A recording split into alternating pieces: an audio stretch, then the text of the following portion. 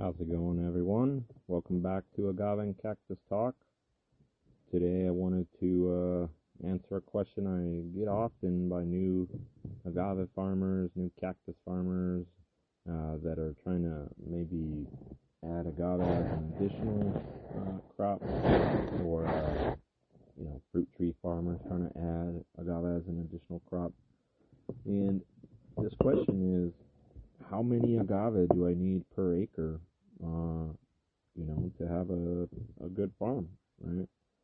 And it's a really simple question, I guess, but it's like really complicated to answer for most people because everybody's soil is different, everybody's climate's different, everybody's, like even if you have an acre, it may be extremely hilly, or it may be, the opposite, like in a really large valley that just really pools water, so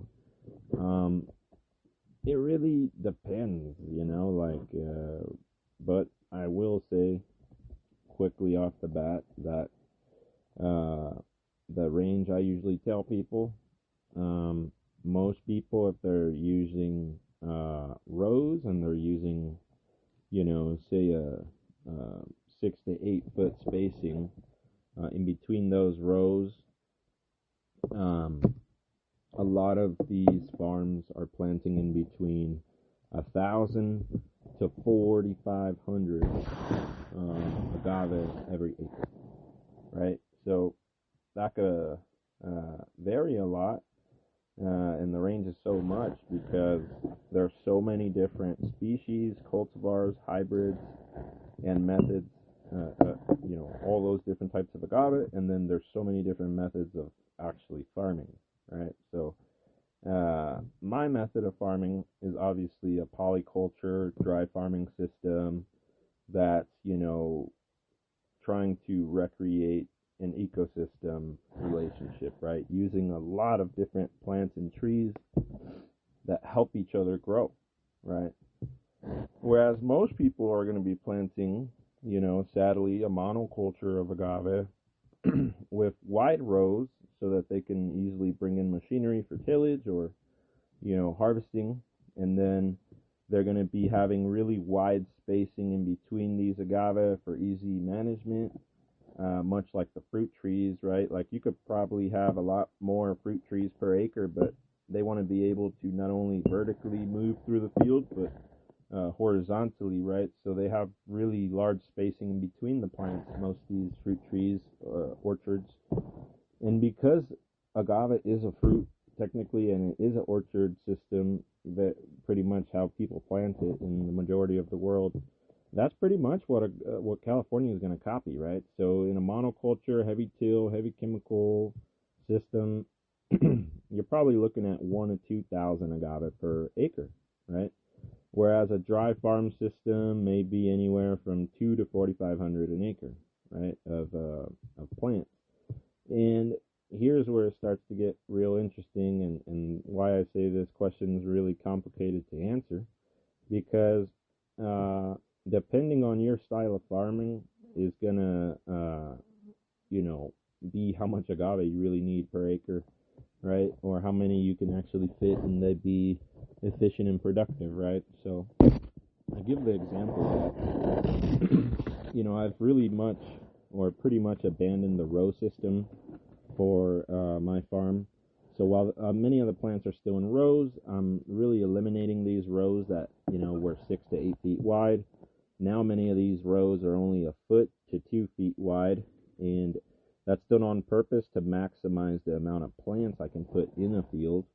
And I'm doing that for lots of different reasons, right? The closer the plants are, the more soil that is covered, the more plants that I have growing together, the more they share resources of water, nutrients, and all types of stuff. So that is helping them all grow much better in my system of dry farming, where I'm not having to irrigate, right? So when you have large open spaces and the sun can hit the ground a lot, you have no ground cover, you're going to have to be irrigating the fuck out of these agaves because they're not holding any water in the soil. You get me? Have really shallow roots. And what you want is for this ecosystem farm that you're building with trees and shrubs and ground covers to work with the agave, so that agave, for instance, right now it hasn't rained in over a month here. Most of my agave are still growing a lot off of the rains that fell a month ago, right? And then we've had periodically like 1 day of rain or so for the last like 3 months, 2 days of rain every month. So these agave may be dry for a large period of time. They're topsoil, but they have extensive roots down into the subsoils where they can get a lot of that rainwater that's fallen right throughout the year. And I mention this because obviously if I'm putting all these different plants, I am going to fit less agave, you would think, right? But here's what I tell people. Most of cactus, I'm growing them in between my agave in spaces that I know that the agave is going to fill up, and I can then easily move the cactus and replant them, and there's no real issue. It's an easy plant to replant. And I can just have the agave fill in the space as it grows. But that way I don't have the sun bearing down on the bare soil, really just sucking my soil microorganisms up, right?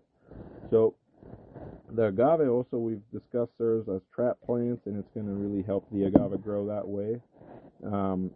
But I'll have indicator plants like nasturtiums or ground covers or certain herbs and flower type plants that can basically tell me whenever there's fungi or insects in the field, because they're going to get infected first, right? So that's going to take up some space. I've got trees and shrubs that are nitrogen fixating, creating microclimates of shade, helping me propagate species that can't live out in the full sun out here, helping me grow those species out. So now many of them, that had died prior in open field, all full sun, now are really proliferating under these trees in these little micro ecosystems that they've created. And then they're also locking in lots and lots of water, right? These shrubs and trees and ground covers for these agave. But saying that, you would think, oh, well, I'm going to have way less agave than, 1,000, 2,000 per acre. I'm still able to put, for instance, up to 2,000-3,000 agave per acre, even including thousands of agave, up to 50 trees per acre. I'm including hundreds of shrubs per acre, growing with thousands of different native ground cover and shrubs that are native to the area, right? And so the space is really full, but they're all helping each other grow. The stuff that I'm farming is helping the natives grow. The natives are helping the stuff I'm farming grow. You get me? And then I have to use a lot less, resources and water, because it's all working together like a little ecosystem.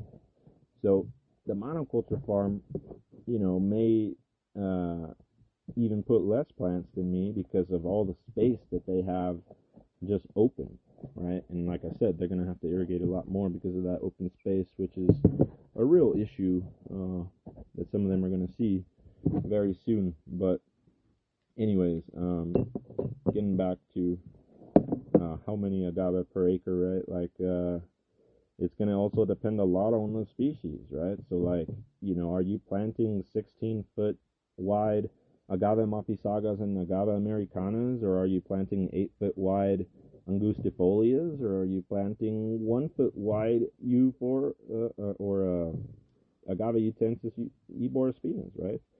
It could get up to the point where you could plant almost 20,000 agave per acre and still have them reach their maturity size, right? Like, depending if they were like really small, right? And then even you probably would put less than 1,000 per acre if you're putting only Americana and only Mapisaga, like really large varieties, right? So it could vary an extraordinary amount, but the species, the sizes, the ages that you're planting at, all that is gonna decide how many agave you're adding per acre, right? But let's start putting some of this into reference, right? Like, say you need anywhere from 1 to 5,000 agave per acre.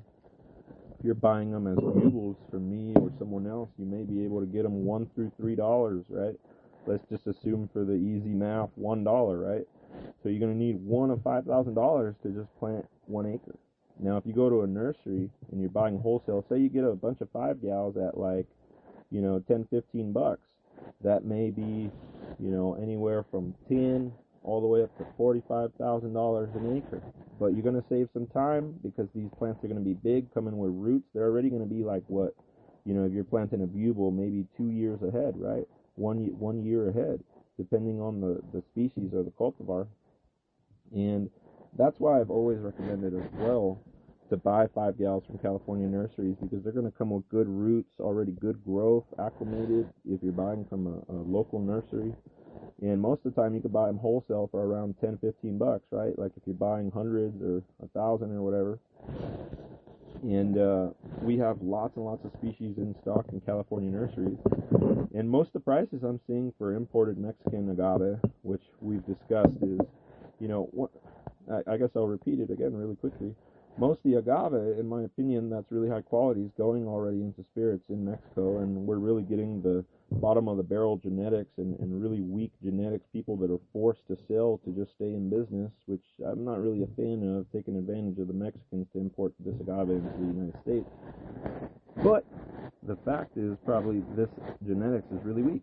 Not to mention the fact that they chemically spray the fuck out of these genetics to just get them into the country, right? Which is already starting your farm off on a bad foot, because really these agaves have already gone through a chemical bath, and you're putting all that crap on your farm, right?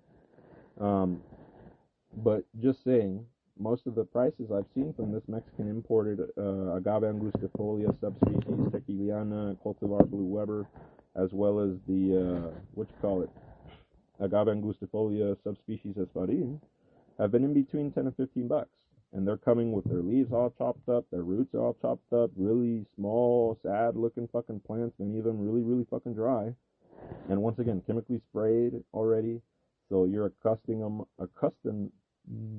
them already to heavy chemical. They're coming from obviously monocultures in Mexico that could produce these for relatively cheaply for the Americans to buy. That right there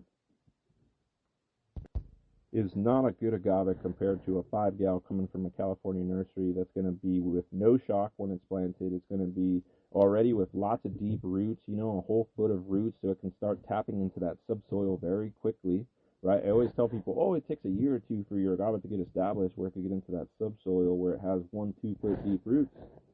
Not when you're buying a 5 or a 15 gal, right? Immediately they're going to tap into that fucking subsoil and start spreading its roots to try to get all that subsoil water, which is great, right?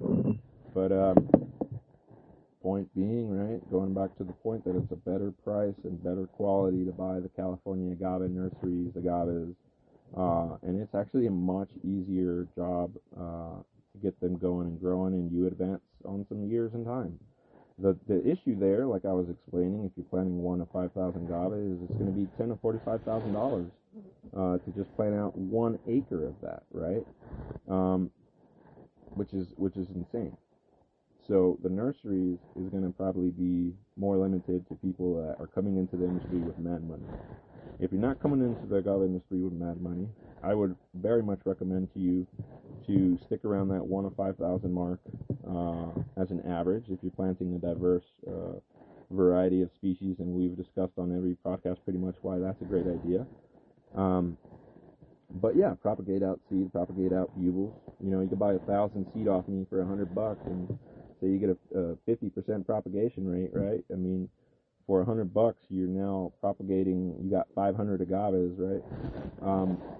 But you can also buy them in bulk in the bugle form from me, and it's still pretty affordable in my opinion for cultivating them or farming them.